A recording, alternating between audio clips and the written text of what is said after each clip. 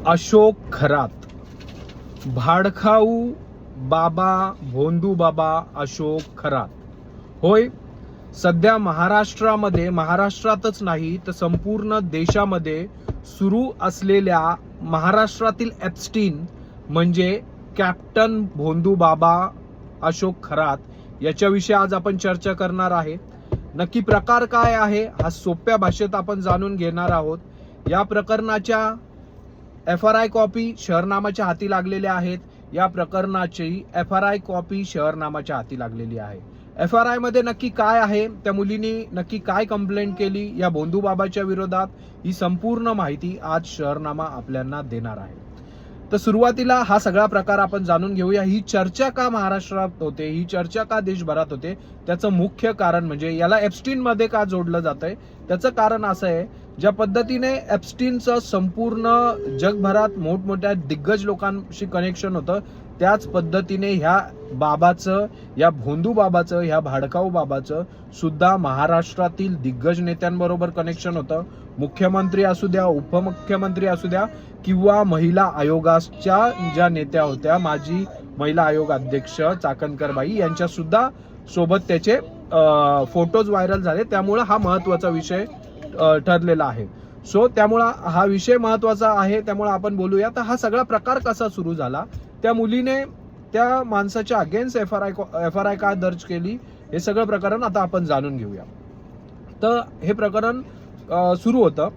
मुळात याला कॅप्टन का बोलतात हा सगळ्यात महत्वाचा मुद्दा होता. हा भाडकाऊ काही वेळ त्यांनी मर्चंट नेव्ही मध्ये काम केलं, त्यामुळे त्याला कॅप्टन हा दर्जा दिला. पण याला कॅप्टन कोणीच बोललं नाही पाहिजे. याला भोंदू बाबा, भाडकाऊ किंवा काय असे वेगवेगळे शब्द ज्याला वापरायचे त्यांनी ते वापरावे. हा बकवास माणूस होता. यांनी काय केलं, जसं त्यांनी मर्चंट नेव्ही मधून तो दैनंदिन जीवनामध्ये आला, नाशिकमध्ये आला, तर यांनी काय केलं, त्यांनी समजलं की या देशातील जे लोक आहेत हे श्रद्धाळू आहेत, यांची श्रद्धा आहे. त्यामुळं त्यांनी बाबागिरी सुरू केली आणि सांगितलं मी खूप मोठा तंत्रज्ञानी आणि खूप मोठा बाबा आहे. आणि त्यांनी त्याचे वेगवेगळे फोटोज, वेगवेगळ्या मोठमोठ्या लोकांबरोबर असलेले संपर्क पाहून अनेक लोकांना असं वाटलं की जर याच्याकडे एवढे दिग्गज लोक येतात, त्यामुळे हा खरोखर खूप मोठा बाबा आहे.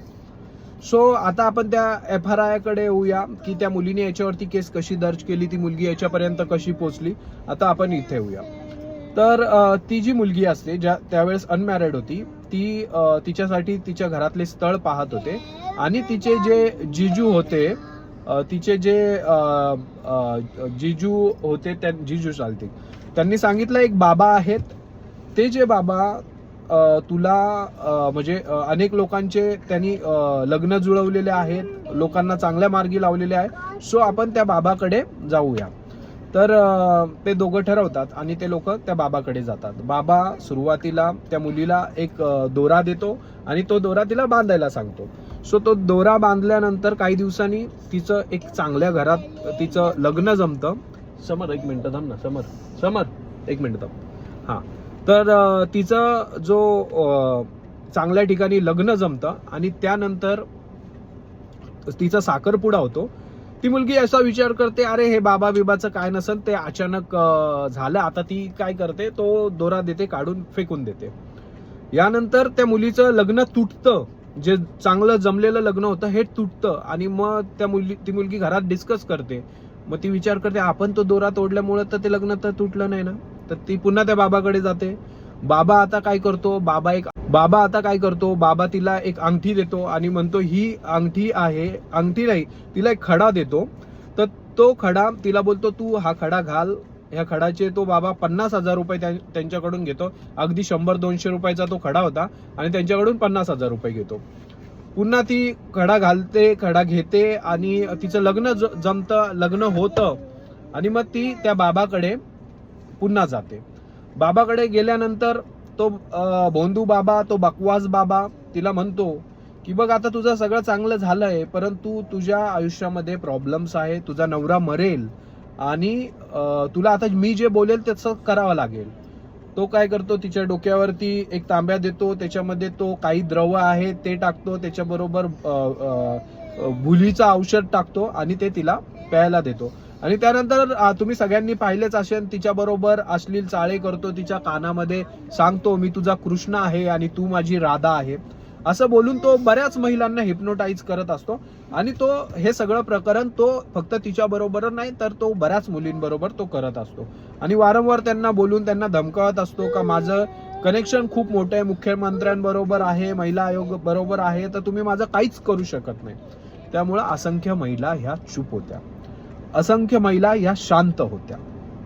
अचानक तो जो त्या पीडित महिलेचा जो जिजू भाऊजी आहे तो एक बातमी वाचतो आणि त्या बातमीमध्ये हा बाबाच्या अगेन्स्ट अशा काही गोष्टी समोर आलेल्या असतात.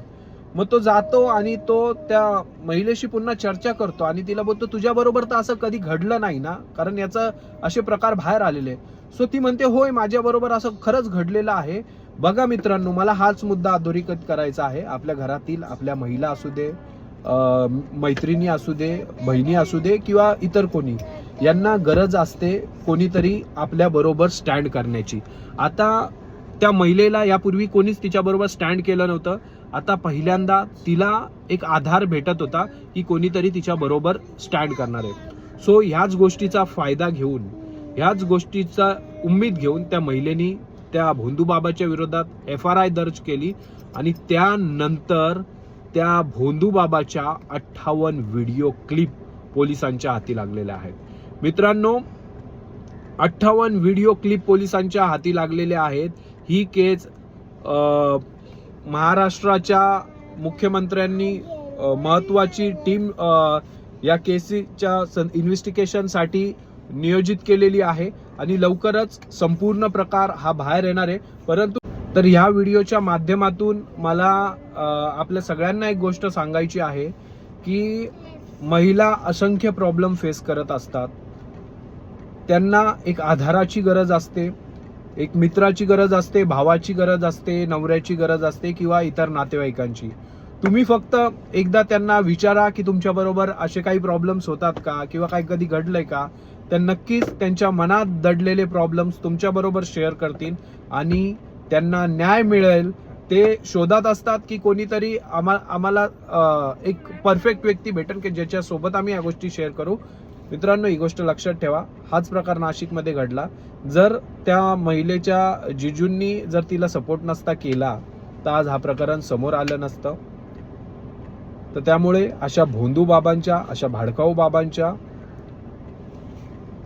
बातांवरती तुम्ही लक्ष देऊ नका आणि यांना धडा शिकवा. त्याला फाशी झाली पाहिजे. या व्हिडिओच्या माध्यमातून आम्ही शहर नामाची टीम अशी विनंती करतो, अशा बाबाला फाशी झाली पाहिजे.